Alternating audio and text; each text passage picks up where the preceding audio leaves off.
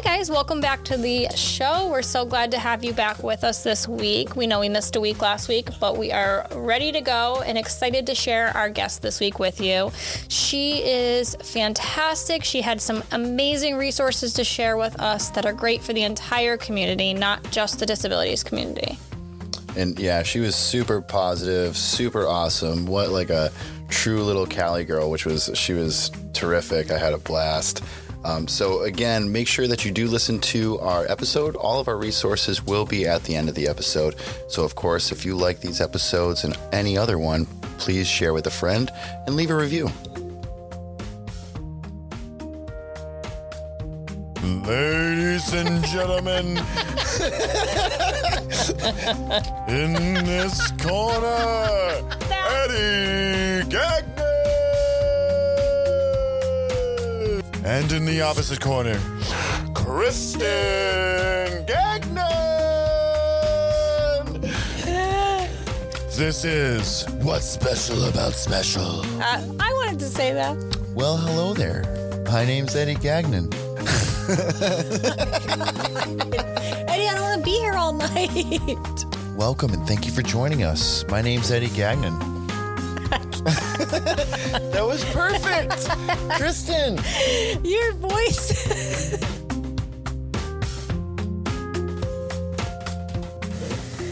Hey, Eddie, temperatures are dropping, and that means fall is here.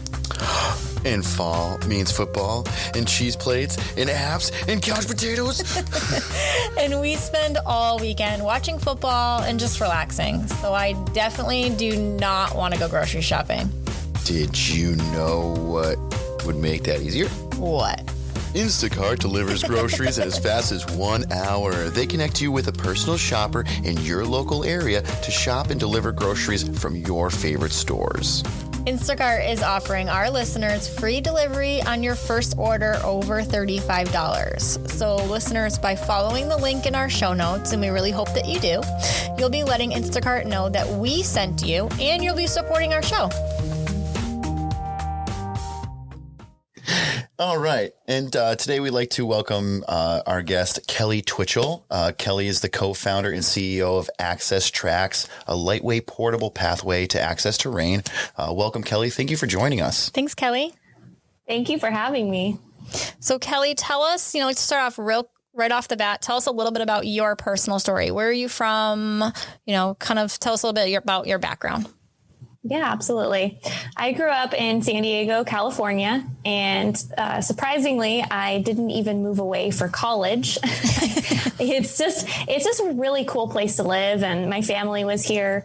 One of those things that if I could go back and change anything, I might have explored a little more while I was in college. But anyways, just love it here. And with being in Southern California, you have access to a lot of outdoor activities, whether it's going to the beach, then driving maybe an hour or two, going to the mountains, going camping, and even going to the snow during winter. So really just a lot at our fingertips here. See, Eddie? I've been telling Eddie. No, did y'all coordinate this? No. Because she's really trying to coax me to move to California. And it's not a location. It's a people thing. I just don't. I'm not going to say I don't like people, but I don't like people in California like large groups. is really big. Yeah. So it's like, I don't like crowds. No. But people come to San Diego, I feel like that's where they go to. That's where they land. And so I feel like you just got lucky. You happen to already be there. Yeah, there's not a lot of people that I come across that are born and raised in San Diego. A lot of people have moved around. So that's kind of a fun talking point. They're like, what? You grew up here? Yeah. And you're human? Like, are you sure you're good? Well, it's like because you do hear San Diego is like an awesome place. So it's like, that is really cool. And I'm just like reflecting back. I'm like, I was born and raised where we're right now. And I'm like, it's... ill. No, it's not. Like, that's the thing. At least you're San Diego, so that's like up at the top. You know what I mean? Yeah, like you want to go there. Like, no one wants to come here. I can't even see the top from where we are. I've been here my whole life. So we need to go to California. Awesome. That's pretty cool. Yeah. So tell us. So you went to California. So I'm assuming you went to college in San Diego as well. Yeah, just outside of San Diego. Well, yes, I went to undergrad at San Diego State University. Yes, I studied biology and was actually going to go to med school. I had an emphasis in pre-med, but right before graduating, when I was supposed to apply to med schools, I felt like something was telling me that's not my career path. I had found that I really wanted to be working a lot more with a person through whatever rehabilitation or healthcare journey they were going through. And as a medical doctor, a lot of times you're forced to see so many patients in one day and you get barely 10 minutes with them. Yeah. And so it didn't feel right to me. So I didn't apply to med school. And I graduated and decided I was going to interview people and what career are you in? Do you like it? What don't you like? And just really kind of find that niche for me. And after San Diego State, I circled back to a career called occupational therapy, which you guys might be very aware of. Yeah. Yeah, through your journeys. Yeah. So what first exposed me to OT when I was younger was that my mom, 2 weeks before I started high school, had suffered a massive stroke. So immediately we were thrown in as a family into what is rehabilitation and what can it do for my mom to help her regain as much of her independence back. Right. Because she was paralyzed completely on the left side and she was right-handed. So that part helped a little bit. Right. But, you know, depending on the area of your brain that's affected in a stroke, it affects different, you know, parts of your personality, your critical thinking, movement, all of that. Right. So she went through a lot of rehabilitation and OT was one of the ones that she had. So that was kind of how I was first exposed when I was in high school. And then after graduating from SDSU, I ran into somebody who I worked at a golf course and one of the golfers' wives was an OT. And so I went and shadowed her and I loved it. I mean, you get to spend so much time with your client and you get to work on their goals with them. Yeah. You get to see their progress, sometimes over 6 months to years at a time, depending on whether you're in OT in school-based or pediatric versus, you know, maybe they're rehabilitating after, you know, a short-term illness or injury. So anyway, that's how I fell in love with OT again. Awesome. So that's kind of how you're connected to the disabilities community. You work as an OT now currently? Yeah.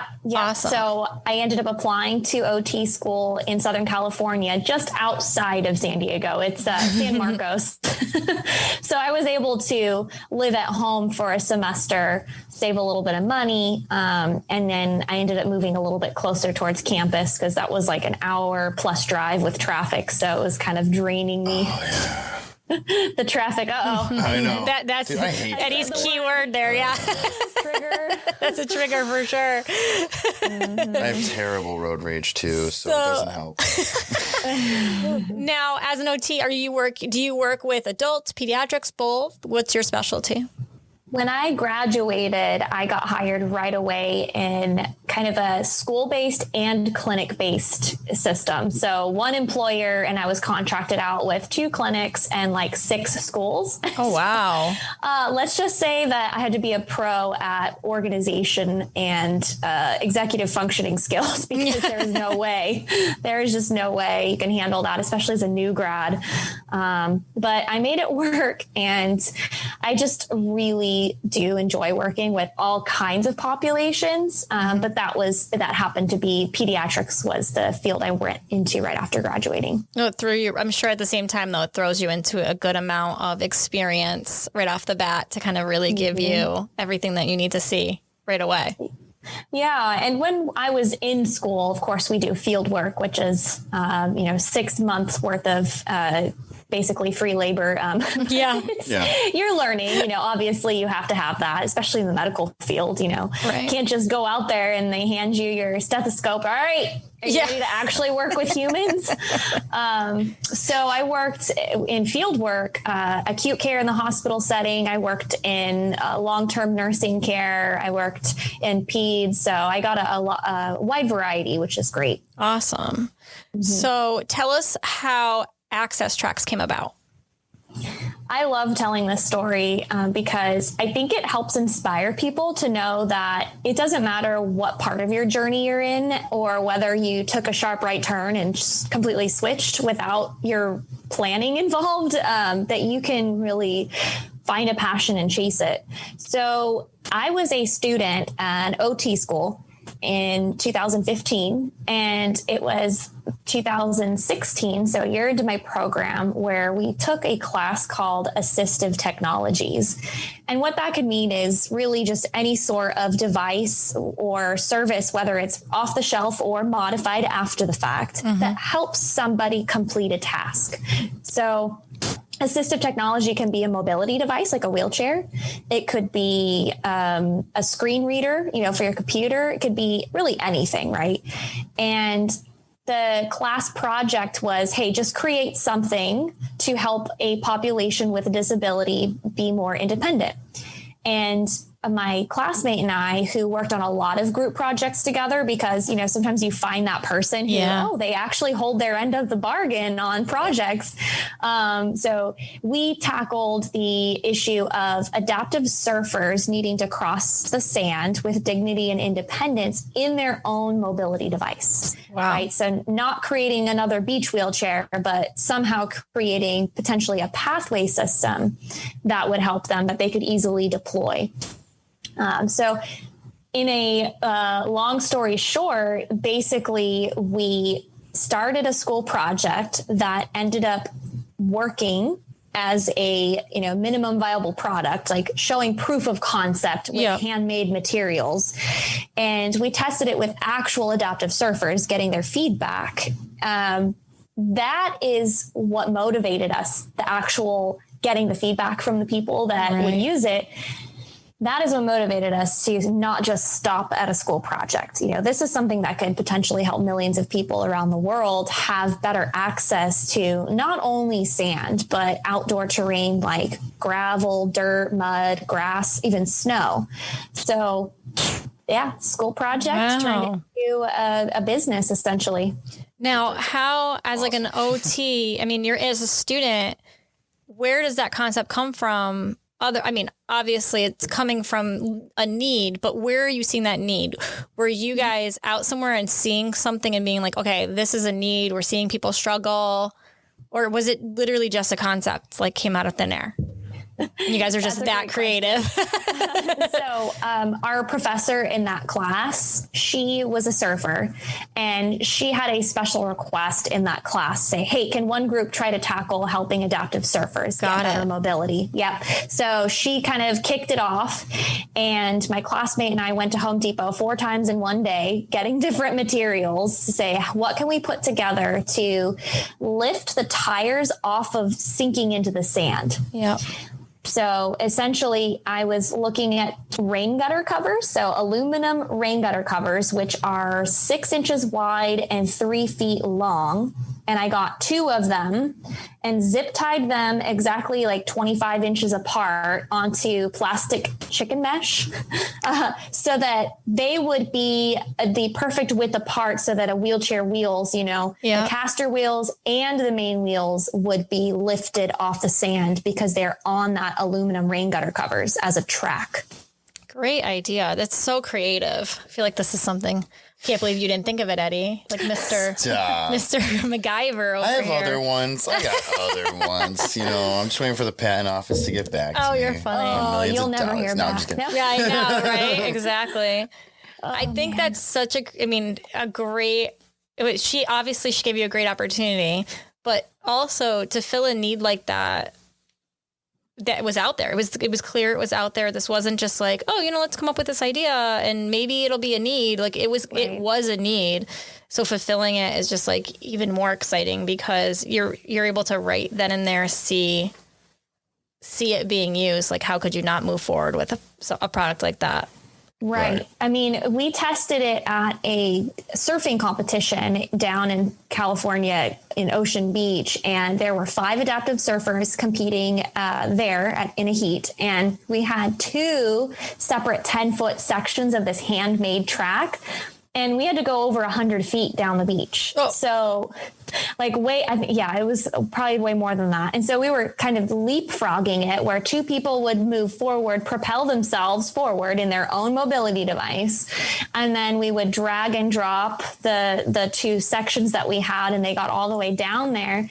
Didn't matter that we were the ones sweating after the end of it. They were just excited that, hey, this is the first time ever that I've gone over sand at the beach in my own wheelchair without having somebody carry me like a child, without dragging my body myself across the sand, and just doing it in style. I mean, It was so cool. I mean, that is cool. I mean, that's the thing is, like, we've talked time and time again, we've talked to like other people as well with resources, and the key word always is independence. There's nothing worse than that. I'm sure, I wouldn't know, but I'm sure that feeling of losing your independence when it's not necessary. I mean, to be in a surfing competition, you have, I'm sure there's this level of independence that's well beyond what other people have in that position.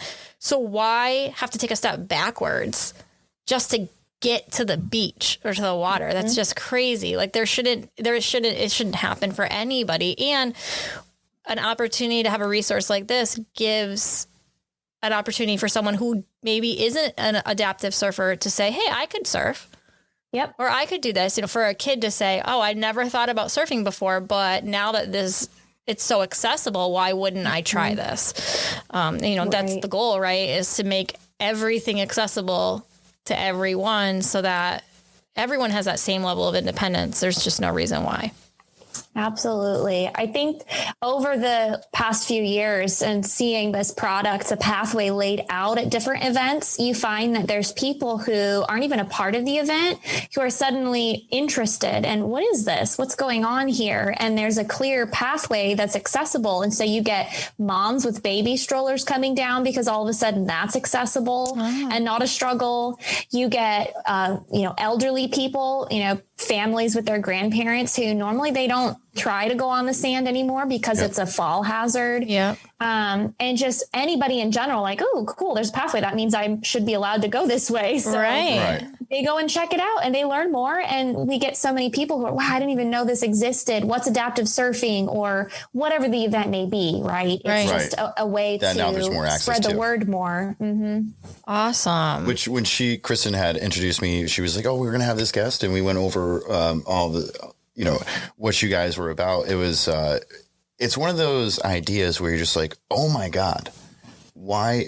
It seems now that was created, but it seems like, why wasn't this created before, sooner, faster? Well, it's because you're just like, that's so, it's a great idea. It's amazing, but it seems like it took this long for that to come about, or for somebody to actually, take that time to. Well, it's the same as like the opposite. We think about it as the opposite effect. Like how many times now that Eddie has a wheelchair for part-time, long distance, we say part-time, but how many times do we go somewhere and we're like, well, yeah, this door might have a quote unquote handicap accessible button, but nothing about this door is handicap accessible, the way the doors open or like, but these are not things that before we ever would have noticed. We would have thought, this is an accessible area. That's so nice of them to think of that. So nice of them to think of that. But now we're like, none of this, we've gone places where we're like, this isn't even accessible. Just because they put a automatic door doesn't make it an accessible entrance, or there's a stair right before a ramp. Like what? Like there's just, it's not well thought out. And I think that is just an result of, the ignorance of just, we aren't being vocal enough. Like there's just not enough out there and no one's speaking up. So it's just being like, oh, well, this makes sense to me, so it must make sense, versus someone saying this doesn't work, so let's think of a better way. Right. Yeah. I think it's awesome. But yeah, it was incredible to see that. I was just like, geez, because I'm almost positive we've seen, we've been to a couple beaches where they had a similar, right? Listen, we've been to one beach in 3 years. The last time we went to a beach. We've been so bad at going to the beach lately. Our life has been, but the last beach, we were saying at the last beach, because we knew this was coming, that we wish this was there. Yeah. because it's all blur. Coronavirus is killed. It was a very, very, very far walk and very difficult. And for that reason, we didn't bring the wheelchair because we knew it wouldn't have been unnecessary. There was no point.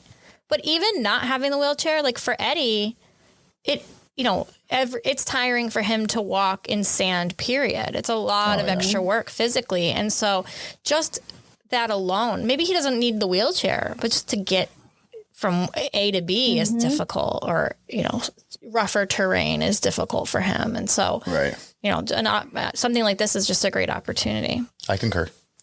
So tell us how specifically Access Trax works.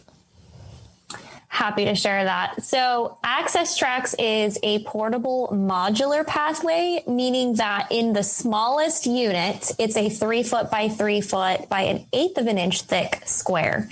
So there are square mats that you can connect to each other in any configuration because there are hinge slits on all 4 sides.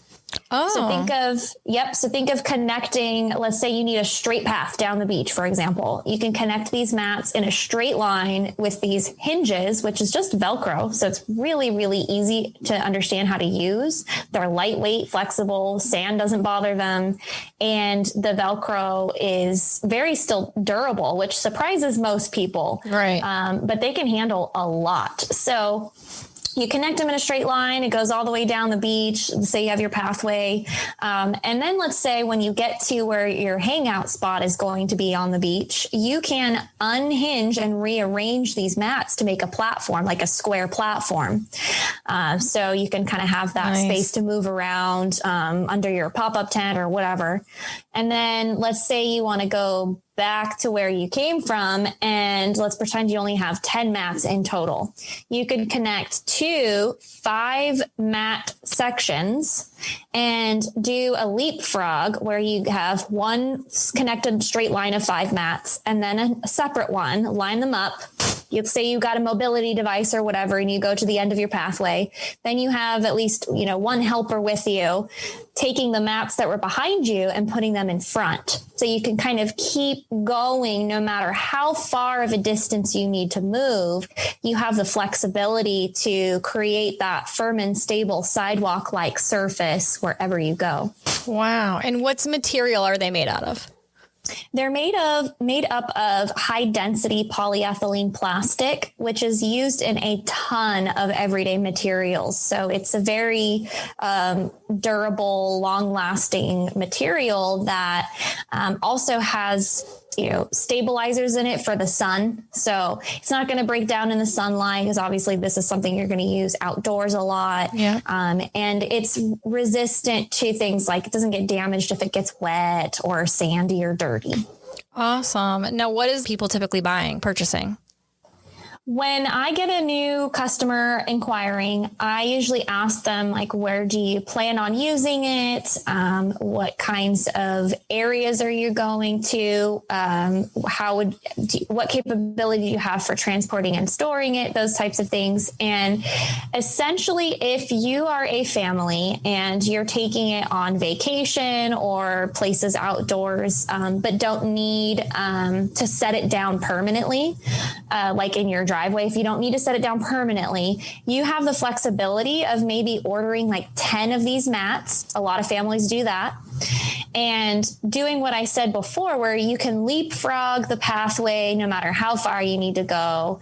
And 10 mats is really manageable to carry, to transport, and to store. Awesome. And you said they're 1/8 of an inch thick? Yeah. Dude, that's a very, very thin profile. That's insane. That's awesome. Mm-hmm. Yeah. So when you have these 10 mats and they actually, when they're connected with the Velcro, let's just say they're all in a straight line, all 10, they accordion fold.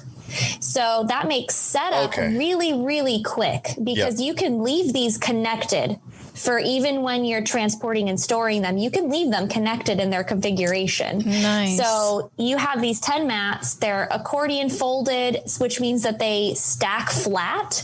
So 10 mats stacks less than 2 inches thick, and all 10 of them together only weighs 52 pounds. Oh, wow. And I have a carrying strap system that you can hook up to these mats when they're stacked like that. Nice. So I can carry, I typically personally like to carry between 6 and 8 panels at a time. And you can do that with that one carrying strap. And then I have my hands free to carry whatever else I'm carrying when I'm going somewhere. Nice. I didn't even think about that, how small it was until you explained it that way. Because that just makes it easier for portability, but also the storage and stuff. It can be right there. You can slide it. It's right here. Just slide it right out. Boom. We're all set to go. Yeah, I'm thinking about the cabin. Let's say it was at the cabin. It's an easy place to store, but you could still lay it out really easily to get to and from the cabin entrance or something like that. If it was a place you can just slide it right under. And then we just literally accordion it right out and accordion it right back. Yeah, that's nice. Right. So families will put it in the trunk of their car, and you can stack a bunch of other equipment on top of it, right? It's durable. They stack flat. So you can have your wheelchair, you can have your other sports equipment, whatever on top of it. And you can check it as luggage on an airplane. It's your assistive technology, right? So typically you check that for free because if you have a disability, they're not going to question you on that. And you take it with you. People fly all over the world on vacation with that stuff. Oh, that's awesome. Idea. What type of customers are purchasing Access Trax that you're seeing for what type of uses other than the beach? Right.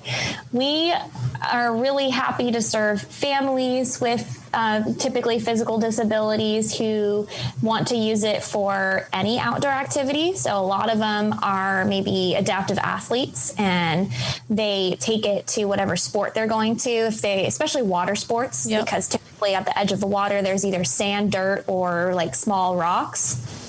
So people who do kayaking, paddleboarding, things like that. We also work with a lot of adaptive sports organizations and nonprofits. They purchase it and use it for their sports programs because now they're much more accessible and inclusive. And it's a lot less of a liability to have a person in the comfort of their own personal mobility device cross whatever gap that there is at their event outdoors and then transfer safely into the kayak or whatever it may be versus volunteers having to carry somebody. So it's a lot safer, a lot more enjoyable for most people. Yeah. And then, so a lot of people too, going back to families, they'll take it camping. I think you kind of mentioned going to a cabin or vacation. So for vacation travel, camping, outdoor adventuring, as well as the beach and the park, for example. Oh, it's awesome. Have you seen any really creative ways someone's used it that you wouldn't have thought about? Yes. So this one, there's a nonprofit in Southern California. They do adaptive surfing and they actually were really creative and made a wheelchair skate park using the mats. At one point I looked at the photo. I was like, maybe not the safest idea, but that's really rad. Safety schmafety. I definitely laughed. I was like, you guys are crazy, but I love you. So they used the sand and dug pits and jumps and the mats, when the mats heat up, they get a little bit more pliable and they conform a little bit better to the surface. So if there was a curve, they'll conform a little better to that. And so they made a wheelchair skate park. That was definitely hands down. That's the most creative I've seen. I know someone who would totally do that. I love that. Well, I'm anything with wheels. If it has wheels, I will try to ride it and I will at least try to do and not stop until I land one trick. Oh. But he has I was already into BMX. removed Eddie's the safety back wheel, the catch wheel from Eddie's wheelchair because going up and over curbs, you can't do it with that wheel on it. So the anti-tip wheel. Yes. So apparently Dad thinks we should be able to pop wheelies over curbs at 8 years old. Anti-fun. Oh, there it is. So we're constantly I hear little Eddie be like, do a wheelie with me. Do a wheelie with me. Do over that curb. I'm like, oh gosh, what are we getting into? This is trouble. Well, because I can do wheelies on off curbs bike. and stuff. No, in a wheelchair because Zach's had the wheelchair, so we have plenty. again, anything with wheels. But like get Eddie into. When you broke your legs too. Stuff. When you broke your leg, you're constantly bouncing off of things. Oh yeah, I don't work there anymore, so I don't have to worry about that story. Oh my goodness. Yeah. Anyways. So speaking of wheels, I just got my first skateboard ever. Yes, I'm a grown adult and I started skateboarding. That's and his I'm whole really house. nervous that I'm going to break my wrist. Like a longboard or like a... No, it's not a longboard. It's, nice. Yeah. So I've been practicing with the pandemic, what are you going to do? Right. You can't just like go out and go to, standard hang out with your friends. So I'm like, I need to keep myself busy. I'm going to get a skateboard and I'm going to. Yeah. Everyone needs a new hobby. I feel like during COVID. I'm certainly not going to be knitting right now. So yeah, I don't know about that. So yeah, that's awesome. That's cool. No, listen, the reason why I feel like I'm convinced that the reason why kids can do so much more than adults is because they're not afraid of what's going to happen. There's to no them. fear. So just got to go for it and have fun. I mean, I feel like I came out of the womb afraid of things, but the Gagnon boys are not afraid of anything. Yeah. Well, it's called the, I was raised to believe we'll say the word, it's the wuss factor, but we used to say it was the bitch factor. Like you can't let that exist. It's out of your mind. There's because you can look at the rail and be like, yo, if you don't make this, you're going to smash your face. You're like, but if you get that out of your mind, you don't think of it. And then there's nothing stopping you and you can do it. There's a fine line between calculated risk and just going for it. I agree. Exactly. But I feel like, so when I was going skateboarding down the boardwalk by the beach recently, actually getting to the boardwalk on the street, we have some streets blocked off for like more community mobility type things here in Southern California. And so I was wearing shorts and a t-shirt, like that could be some serious road rash there. But the second that I started getting that fear of, oh my gosh, I'm losing my balance, it got worse. Right. Yes. But then no, don't think about that. I'm confident. My body will calibrate its own balance. I just got to let it do its thing. I was fine. Mm-hmm. So I don't know. It's interesting. That trust factor is important. Yeah. Yeah. I don't have any of it. So. I do that. I'm like, no, I don't have it walking, so it doesn't either. I'm learning. So where, like you guys are located in Southern California, can it be purchased anywhere?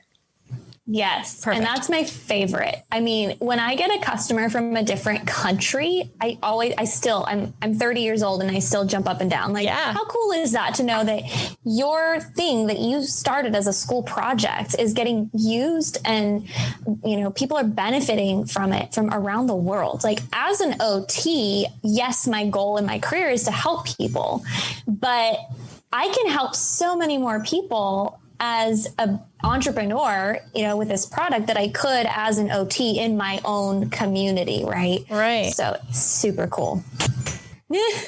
So how do you help the community? Like it can be purchased anywhere. Where's the price point around? Is that something that is out there? Yeah. Oh, definitely. Okay. I definitely keep that out there for people because that's important for families to know. Yeah. So we have each mat is $68. Okay. And we have a minimum of 5, and that's for 2 reasons. One, because as much as I want to give these away for free, I have to have a sustainable business. Right. But 2, because really, I feel like less than 5 and you're just going to have to, that leapfrog effect that I was talking about, you're just going to have to do that so much more if you get less than 5. Like it's just way more difficult. So most families are at that happy medium around 10. Okay. But yeah, that's the price point right now. Okay. And, how is there ways for the community to purchase this if it's a price point that's too high for them? Or do you see people like doing certain type of crowdfunding things or fundraisers, GoFundMe's, things like that?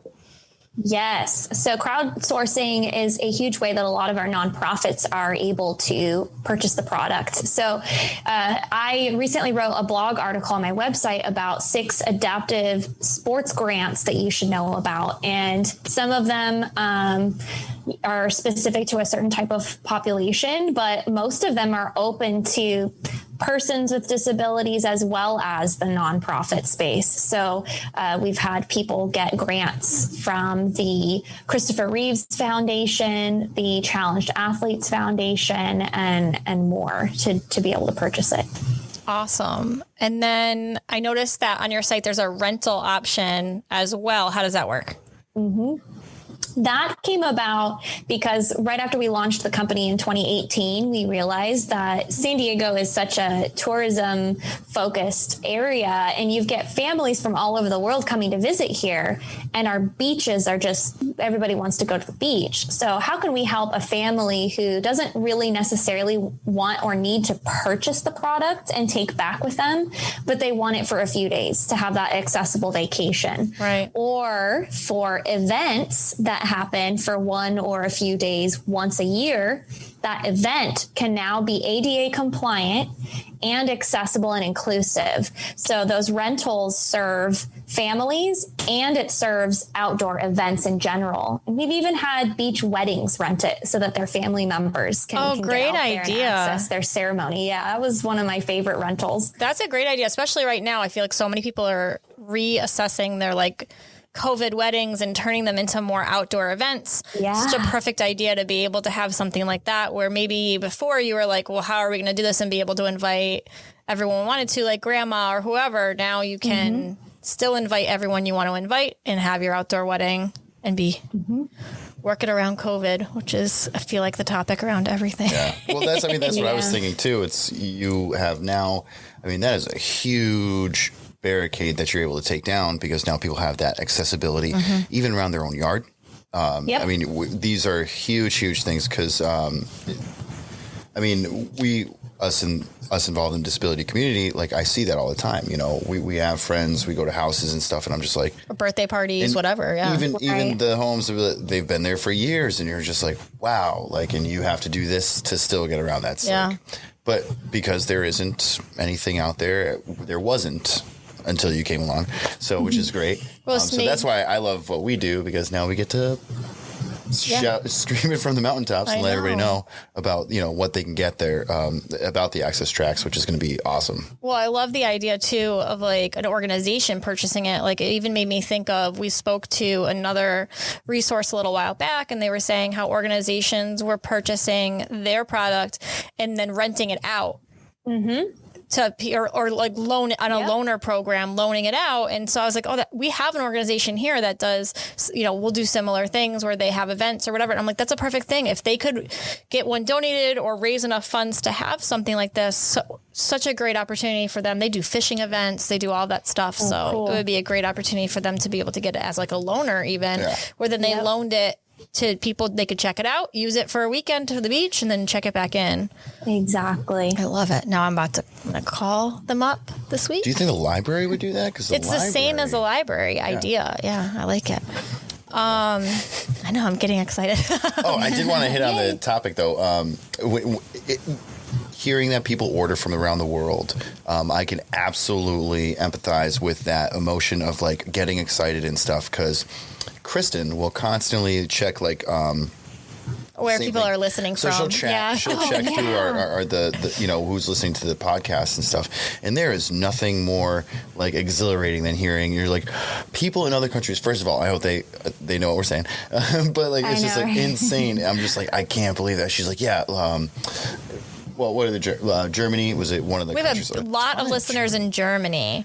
Cool. And I'm this is so exciting. And at first I was maybe this is just an app that's out of Germany. And then I'm no, it's all over Germany. People are listening in different areas. I'm no, we actually have people listening in Germany. It's really exciting. But it's the same idea. Yeah. I get really pumped. I'm okay, so at first you think it's just your friends and family. You're it's just people that I talk to. I'm no, actually people are listening to us. But and you're in the Access Trax, are just providing just an amazing service. Again, I feel that is a life-changing product that you can have, that they can own, and it's just huge. That's awesome. And again, I love what we do because we get to talk about this all the time. No, thank you for bringing a resource like this to our community. It's exciting for us, There's nothing more rewarding than working with a new person, family, or organization and having them literally want to hug you and cry tears of joy because they found the product. I mean, I have on my website, you can request a quote for the product because I take every inquiry and I find the best shipping option. So I personally handle every order and get to talk to people. And they put in their quote request. I have a section of them to put their notes and what are you excited about using the product for? And any questions or anything you'd like to share. People pour their hearts out. And I always get so excited and just really pumped about, wow, this person said they haven't been to the beach in 25 years since their injury. And they, like I'm getting goosebumps right now just thinking about it, about how they're excited to be empowered to get outdoors again. Yeah. And that's what this is all about. For sure. I mean, so you're doing more than giving them accessibility. It's giving them so much more than that. Like it's probably, you can't even count it, all the things that people are getting out of it. So it's really exciting. Independence is huge. Remember turning 18? You're like, yes, I'm my own person. Like that's, again, feeling that rush of independence is it's got to be so liberating. So we ask all of our guests the same question. We say if you have 30 seconds, but it can be 60 seconds. It can be, I don't know why I keep saying it that way. I know because I feel bad. If you could say one thing to our community. If you could say one thing to our community, what advice would you give them? I would say that everybody has a purpose and a mission. And whether you know it now or in 10 years, that's not so much the issue. It's once you get that spark, whatever gets your attention and sparks joy, work towards that. Don't let it slip away, no matter how many challenges that are going to be thrown in your path.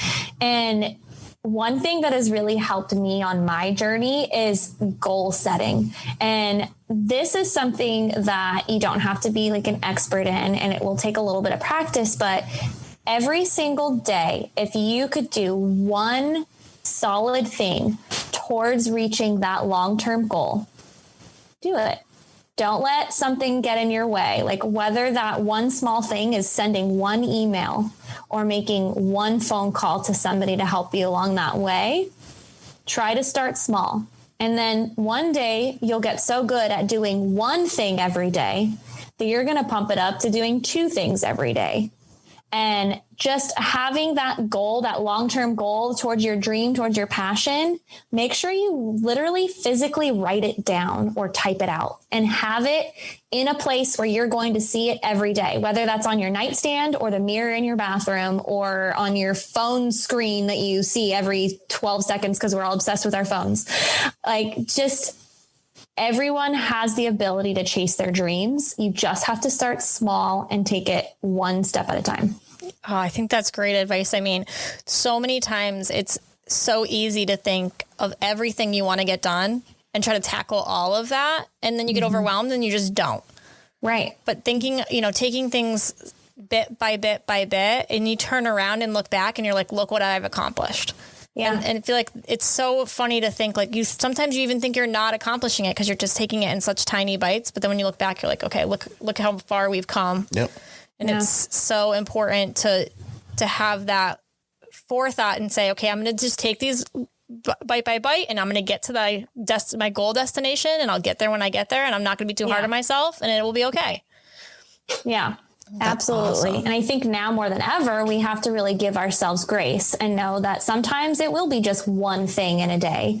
And then on other days when you're just on it and you have a lot of time and energy, you get done 12 things. That's great too. Yeah. Crush it. You crush it. Yeah, crush it. So what are you and Access Trax working on next? I mean, with COVID, is it helping, hurting? What are you kind of working towards? Ooh, that's a great question. With COVID going on, we've certainly had a screeching halt to a lot of our events that we do. So the event rental side of the company has been affected very, very deeply. And my heart goes out to all the nonprofits that we worked with who that's their bread and butter is events and getting people together in the community. So that side of things has been interesting. But even with that, that's actually, I try to look at the opportunity in that, because having events canceled or postponed has actually opened up a lot more time on my schedule to allow me to think a lot more deeply on the actual strategy of the business and moving forward. So we've been doing a lot more like online stuff, getting ready for international partnerships. Nice. So hopefully next year we will be able to add Australia to our list of 10 countries that we work in. So that's kind of something I'm looking forward to in the future. Yeah. Expanding our international presence. Definitely. And what a place to go. I mean, for surfing alone, the beaches alone is huge. It's a culture there. So what a great spot to kind of be, where accessibility would be huge there, and I'm sure much needed. Absolutely. There's a nonprofit there that we are trying to work with that would be very helpful in connecting us to the right places. And of course, leading it with a positive kind of vision, because I love working with other nonprofits. I mean, I wish I were a nonprofit half the time, and I act like I'm a nonprofit half the time, but very motivated to get that part of our vision done. And then as far as everything else, I think I am excited to open up more possibilities for people to support Access Trax who maybe don't need or want to buy the actual product itself. So when I first launched the company, we made some t-shirts and hats and things. And those sold out quickly because I had to focus a lot more of my time and energy on the actual product. Yeah. But now I'm finally, especially because of COVID, I have more time. I'm going to be launching our stickers on the website soon, so people can put those on their car or surfboard or whatever and show support. And then developing a few other things. That's awesome. And you guys have a great logo, so it's definitely something you should take advantage of. So where can everyone find you, like social media, websites? Where's everyone going to go to look for you? Definitely. If you have an Instagram, follow our Instagram account. We have Beach Trax SD. And I'm sure you guys might have the ability to share the link in your description and all that. And our website is accesstraxsd.com. The SD stands for San Diego, in case anybody is wondering what the heck is that all about. Domain names, when you purchase those, it's interesting when somebody already has your domain name. You have to get creative. And then, I thought it was because you guys were like global. You're like, we have to isolate it. So this is our hub. That's their hub. They will be. UK. They will be. Yeah, that's awesome. Yeah. Well, just thinking for the future. You know what I mean? Plug that. Yes. And I always tell people I'm jealous of my product because it gets to travel way more than I do. Yeah, it's a good point. So hopefully someday I get to travel to places like Australia and New Zealand. That's what you guys need on your website. You need like one of those pin maps.